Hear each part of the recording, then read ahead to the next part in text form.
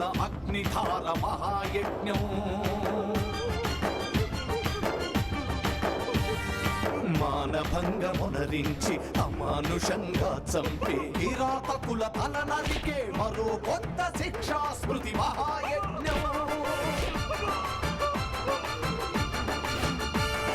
న్యాయశాస్త్ర చరిత్రలో రాయాల్సిన రక్తాక్షరి మహాయజ్ఞం. మహాయజ్ఞం మహాయజ్ఞం మహాయజ్ఞం. కన్న తల్లి కళ్ళలోన కన్నీటి ఖడ్గధార మహాయజ్ఞం. ఆడదాని గుండెలోన పొంగుతున్న అగ్నిధార మహాయజ్ఞం.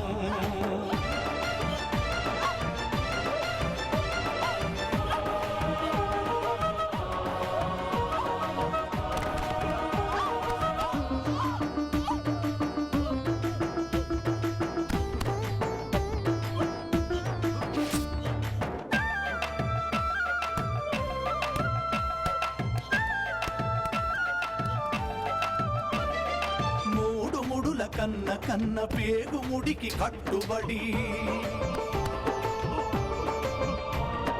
మూడు ముడుల కన్న కన్న పేగు ముడికి కట్టుబడి నుదుటి పొట్టు తొడిచిన క్షమించావు కొడుకని నీవిచ్చిన చనుబాలే తాగి పెరిగిన కొడుకు. ఇరువెల్లా విషం నిండి కనుగానని కామంతో అవలల కాటేసే విషపురుగై తిరుగుతుంటే కాలరాసి హతమార్చే మహంకాళివై నీవే రాస్తున్నావా తల్లి ఆరవ వేదం. చేస్తున్నావా నీవే నెత్తుటి యజ్ఞం. మహాయజ్ఞం మహాయజ్ఞం మహాయజ్ఞం. కన్న తల్లి కళ్ళలోన కన్నీటి ఖడ్గధార మహాయజ్ఞం. ఆడదాని గుండెలోన పొంగుతున్న అగ్నిధార మహాయజ్ఞం.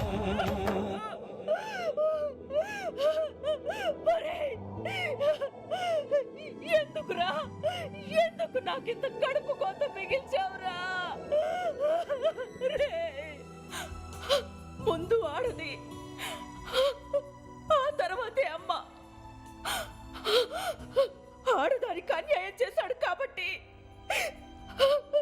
నాలో అమ్మతనం చంపుకుని నా బిడ్డ చంపేశాను. నా బిడ్డ నేనే చంపేశాను. నా చేతులతో చంపేశాను.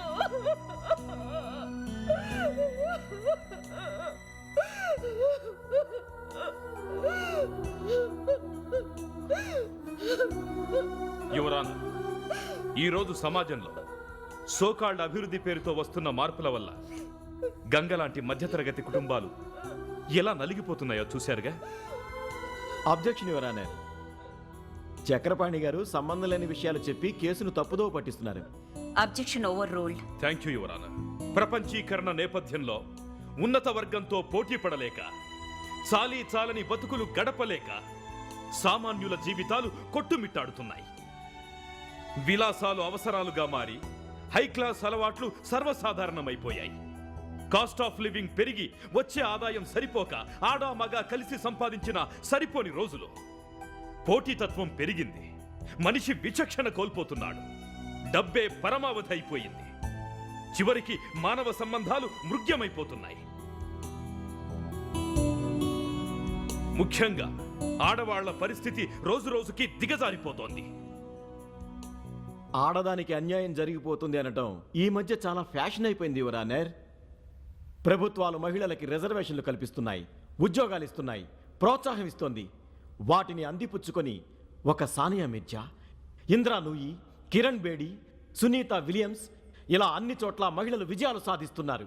కానీ తప్పు చేసి తప్పించుకోవడానికి ఇలా నీతి తప్పిన చేతకాని వాళ్ళు చేసే ఆరోపణలే ఇవన్నీ యువర్ ఆనర్. అవును మేడం, ఆడదానికి స్వేచ్ఛ ఉంది. చదువుల్లో, ఉద్యోగాల్లో రిజర్వేషన్లున్నాయి. ఆటల దగ్గర నుంచి అంతరిక్షం వరకు ప్రోత్సాహం ఉంది. రాష్ట్రపతిగా మహిళకి పట్టం కట్టారు. కానీ ఈ దేశంలో ఆడది తోడు లేకుండా ఎక్కడికి వెళ్ళలేని స్థితి. ఆడదాని జీవితాన్ని సాంప్రదాయం శాసిస్తుంది. తన బతుకు తన ఇష్టం వచ్చినట్టు బ్రతికే హక్కే లేదు.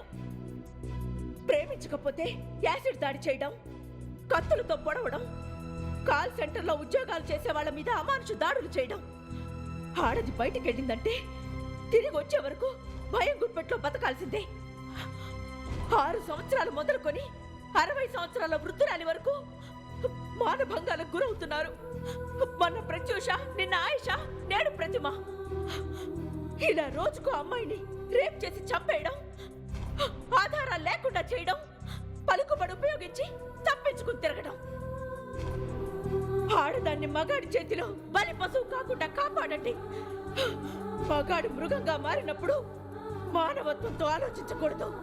ఆ మృగాన్ని వేటాడి చంపాలి, వేటాడి చంపాలి. అలాంటి చట్టం కావాలి, అలాంటి చట్టం కావాలి. అవును, అలాంటి చట్టం కావాలి.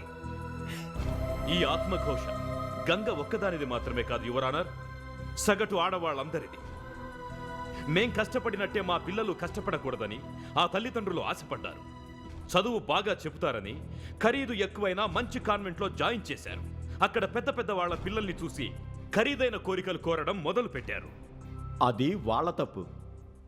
ఈ తప్పు వాళ్లదా, డబ్బున్న వాళ్ళ పిల్లలదా? పిల్లలు గొప్పగా ఉండాలని ఖరీదైన కార్లలో దింపి ఖరీదైన భోజనం పెట్టి జేబు నిండా డబ్బు నింపే ధనవంతులైన తల్లిదండ్రులదా? ఇంటర్ చదివే పిల్లలకి ఎందుకయ్యా పాకెట్ మనీ 5,000? ఎంతివ్వాలి? పేదవాళ్ళు ఎంతిస్తున్నారో తెలుసుకొని అంతివ్వాలా? నా ఉద్దేశం అది కాదు పబ్లిక్ ప్రాసిక్యూటర్. అది తోటి పిల్లల మీద మానసికంగా ఎలాంటి ప్రభావం చూపిస్తుందో, వాళ్ళ దృష్టిలో తల్లిదండ్రులు ఎంత చులకనైపోతారో ఎవరైనా ఆలోచించారా? ఈ నేపథ్యంలో ఇలాంటి కుటుంబాలు ఎలా బలైపోతున్నాయో గంగ కుటుంబమే నిదర్శనం. గంగ చేసిన పని మేం చేయలేకపోయాం. గంగ ఒక్కతే శిక్షించబడకూడదు. కన్న కొడుకులను సరిగ్గా పెంచలేని ఎమ్మెల్యే, ఎస్పీ నాలాంటి తల్లిదండ్రులు అందరిది తప్పు.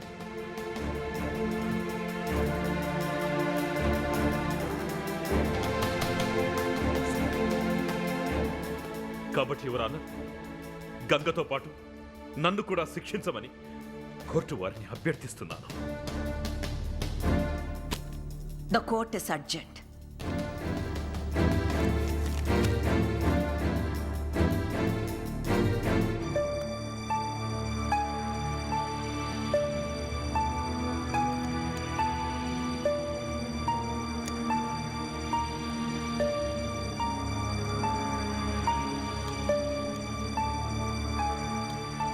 అమ్మా, భోజనం చేయండి.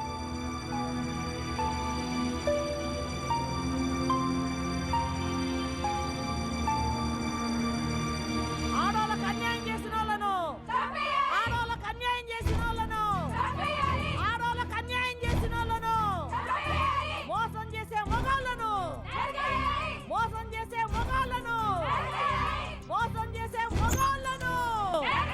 మాకు న్యాయం కావాలి, మాకు న్యాయం కావాలి, మాకు న్యాయం కావాలి, మాకు న్యాయం కావాలి, మాకు న్యాయం కావాలి. ఆడోళ్ళ మీద అన్యాయంగా దాడులు చేస్తున్న మగవాళ్ళందరికీ ఇయ్యాల మీరిచ్చే తీర్పే కనువిప్పు కావాలమ్మా. ఎసోంటి మగోడైనా ఆడదాని వంక కన్నెత్తి చూడనీకే భయపడాలి.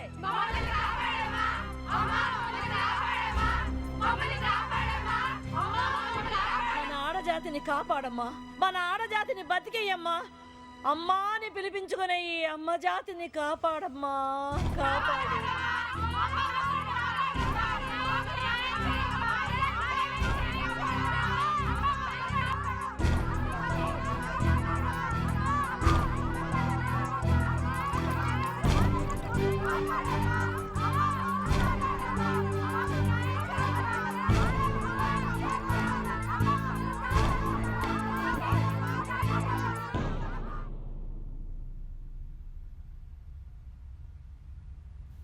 గంగ మాటల్లో ఆవేశం, ఆవేదన, యథార్థం ఉంది. ఇప్పుడు సంఘంలో ఆడవాళ్లపై అన్యాయాలు, అత్యాచారాలు జరుగుతున్నాయి. అంగార గ్రహంలో ఆడదున్నట్టు కనిపెట్టారు గాని భూమి మీద ఆడది ఎలా బ్రతుకుతుందని ఎవరైనా ఆలోచిస్తున్నారా? తరతరాలుగా ఆడది ఎదుర్కొంటున్న సమస్యలకి ఇంకా విముక్తి కలగలేదంటే మానవజాతి మొత్తం సిగ్గుపడాలి. ఆడవాళ్లపై జరిగే దాడుల్ని అరికట్టమని సంబంధించిన ప్రభుత్వ యంత్రాంగాన్ని ధర్మాసనం హెచ్చరిస్తుంది. తన కొడుకు వల్ల సంఘంలో ఆడవాళ్లకి ముప్పు కలుగుతుందని, అలాంటి వాళ్లు బ్రతకూడదని, గంగ కొడుకుని చంపడం కూడా ఆడవాళ్ల ఆత్మరక్షణార్థంగా చంపిందని కోర్టు భావించి ఆమెను నిర్దోషిగా విడుదల చేయడమైంది.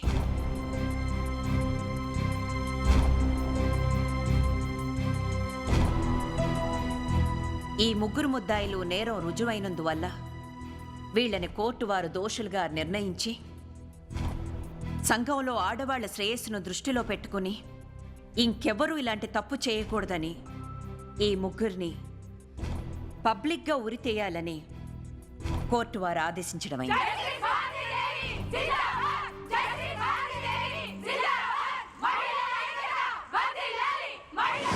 తల్లేమో చట్టాలకు కూడా భయపడకుండా గాళ్ళకు ఉరి శిక్ష వేసింది.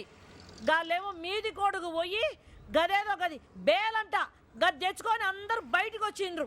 అంటే మన కోట్ల న్యాయం జరగలే. వీళ్ళందరూ పొద్దుగూకంగానే అందరూ స్టార్ హోటళ్ళలో కలుసుకుంటారు. మనోజ్ హోటళ్ళ కేసుల్ని తారుమారు అంటే కిందికి మీదికి చేస్తారు. గీడ మనకు న్యాయం జరగలేదని తెలిసిపోయింది. గీళ్ళని ఎవరో కాదు మనమే శిక్షించాలి. బంగారం వసంటి నా ఇద్దరు బిడ్డల్ని నా రెక్కల కష్టంతో చదివిపించుకుంటున్నా.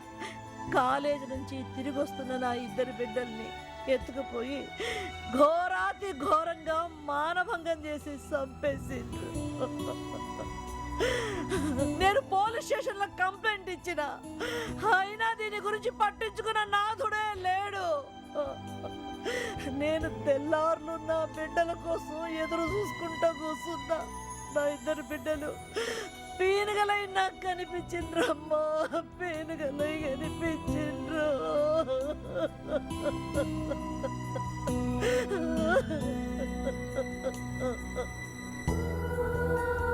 ఈ ముచ్చట అన్ని టీవీలలో అంటే అన్ని ఛానళ్ళలో చూపించిండ్రు.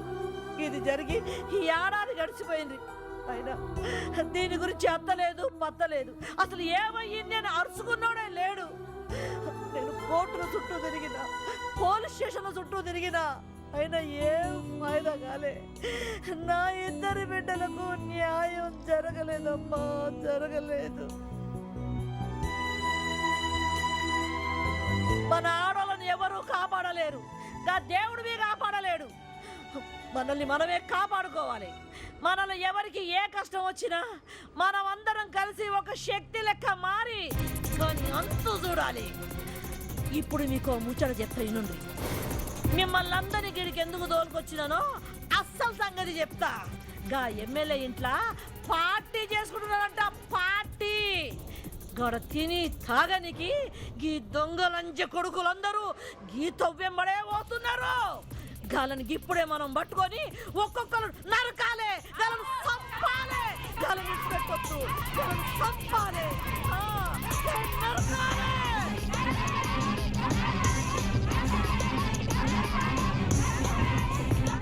చంపాలే, నరకాలే, చంపాలే, నరకాలే, నరకాలే, పెట్టొద్దు, ఎవరిని పెట్టొద్దు, చంపాలే, నరకాలే.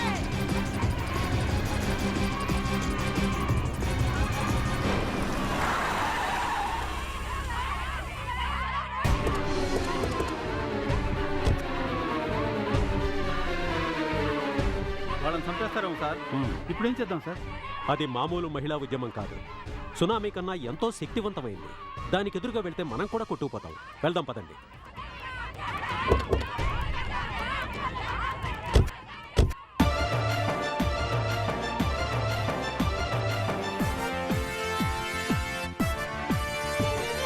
వేల వేల సూర్యుళ్లను నుదుటి బొట్లుగా ధరించి ప్రతీకార జ్వాలలతో కదులుతున్న జ్వాలికలు, పాపానికి పరిహారం ప్రజల ముందు జరగాలని నర మహిషాసురుల పైన తిరగబడ్డ కాళికలు. అడుగులో పిడుగుల తడివానలు కురిసినట్టు అదిగదిగో ఎటు చూసిన అగ్ని నేత్ర జన రుద్రులు రాస్తున్నారీ నాడే మానవ వేదం, చేస్తున్నారీ నాడే నెత్తుటి యజ్ఞం. కన్న తల్లి కళ్ళలోన కన్నీటి ఖడ్గధార మహాయజ్ఞం, ఆడదాని గుండెలోన పొంగుతున్న అగ్నిధార మహాయజ్ఞం.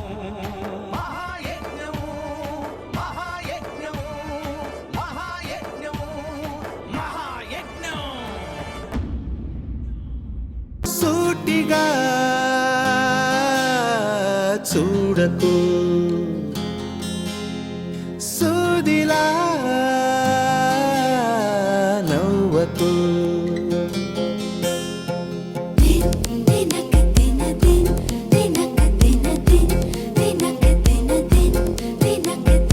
ఎదురుగా నిలబడుతూ ఎదనే తినకు.